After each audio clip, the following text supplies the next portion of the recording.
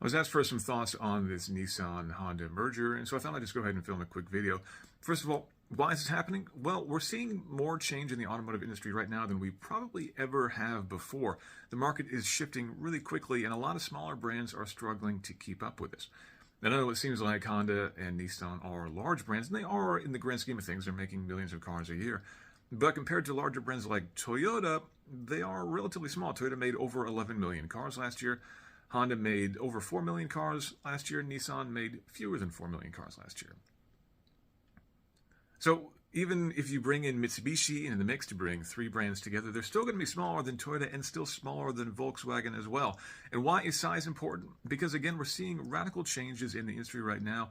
And we're seeing a kind of a fragmentation between what has been for a long time the traditional internal combustion engine to now there's increasing demand across the world for EVs and also for plug-in hybrids. And to develop cars that are really efficiently taking advantage of those platforms, well, you really need dedicated platforms for those different technologies. And a platform is basically the fundamental architecture that a car is built upon: the chassis, the frame, batteries, for example, and increasingly software as well.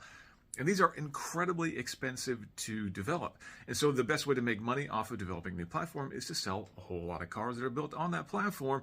And if you are a smaller brand, it's very difficult for you to basically capitalize on that major investment up front. So the more brands you can bring together, the more cars you can sell on a given platform, and ultimately the more you can kind of amortize that cost and make that cost back to invest in future platforms. The other issue now is that things are changing so quickly and so rapidly that's really difficult for a smaller brand to kind of keep up with things. Nissan CEO was very forthright in saying that the brand was not doing a good job of keeping up with demand, which is why, for example, Nissan doesn't have a single hybrid on the market right now. And that's one area where Nissan can definitely make an advantage from this partnership. Honda has a good selection of hybrids and plug-in hybrids here in the US. Hopefully Nissan can borrow some of that technology and start to bring that into their cars relatively quickly, or at least more quickly than Nissan would be able to do on their own. What can Honda get out of this partnership? Well, Nissan, for example, has some large trucks that Honda does not have.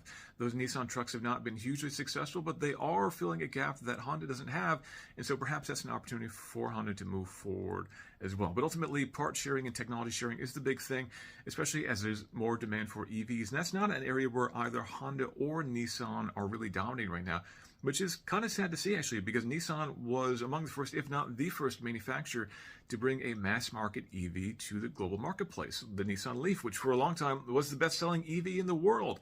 But unfortunately, that has fallen behind. The Leaf is still a great option if you're looking for a low-cost EV, but it's not exactly class-leading. And the Nissan Ariya is, again, a really nice driving EV at a higher scale, but again, also not exactly class-leading in any way.